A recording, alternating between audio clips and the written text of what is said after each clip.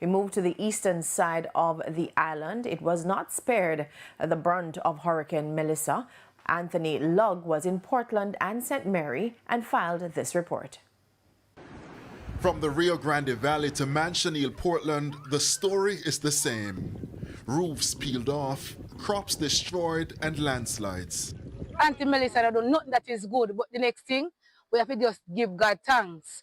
We have life, that is the greatest thing. Traveling into St. Mary, the trail of devastation continued. Heavy rains and intense winds triggered flooding, while landslides sent massive boulders tumbling in some areas.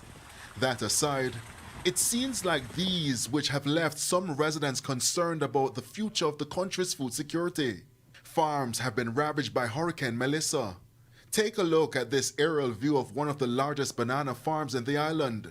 It's early days yet, but already some farmers are carrying out assessments. Banana is a delicacy, whether they're green or ripe.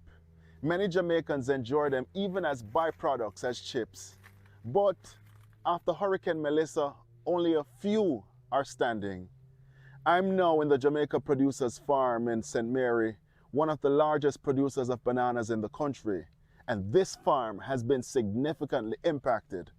It's clear that in a matter of days, Jamaicans could be feeling the pinch. We then tried to make our way to the junction. That journey required great skill, as fallen trees and other debris littered the roadway. But we didn't make it far. By the time we got to Friendship Gap, delays. Motorists and residents looked on as representatives from the National Works Agency worked tirelessly. The task, some big, enforcement had to be called in. And we all pitch in as a community. We have a truck, we have a van, we have cars. It's like a motorcade of persons coming with cutlass, shovel. We have a saw, the power saws, and the manpower. So traffic has come to a standstill here in the Friendship Gap area in St. Mary.